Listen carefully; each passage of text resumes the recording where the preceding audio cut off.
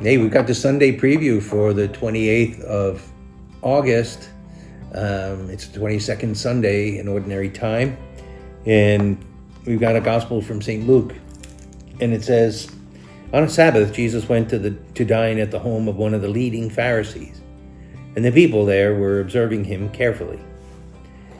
He told a parable to those who had been invited, noticing how they were choosing the places of honor at the table.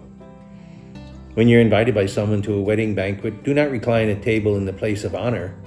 A more distinguished guest than you may have been invited by him, and the host who invited both of you may approach and say, "Give your place to this man." And then you would proceed with embarrassment to take the lowest place. Rather, when you're invited, go and take the lowest place, so that when the host comes up to you, he may say, "My friend, move up to a higher position."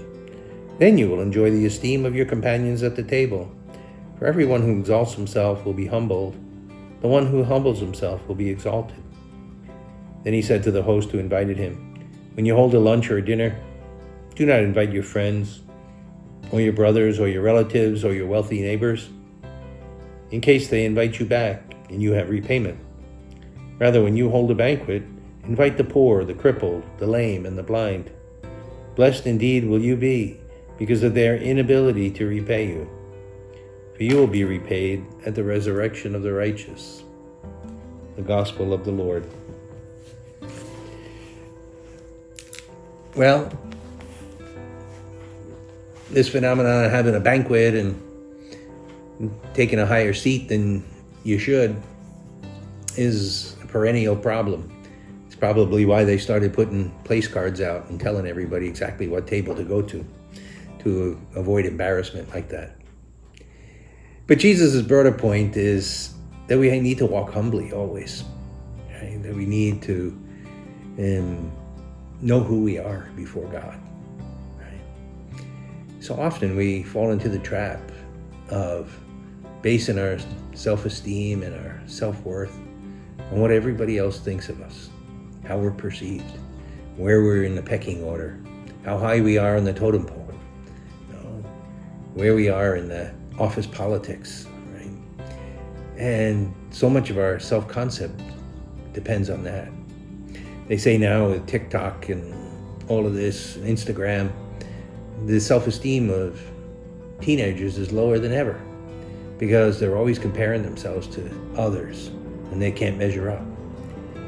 Well, yeah, it's a downward spiral and it's really destructive of ourselves when we put our self-concept in the hands of others.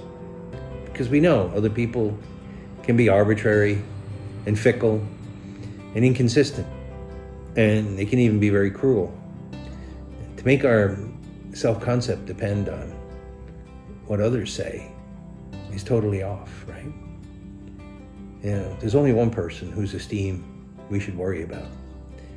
And there's only one person who establishes our self-worth, and that's Jesus Christ. We should only worry what Jesus thinks of us. And we already know, for the most part, what Jesus thinks of us. He died on the cross for us.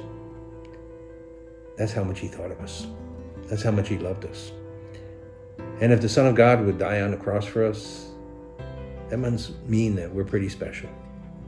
That's the ground, that's the basis for our self-worth, not the perceptions of everybody else.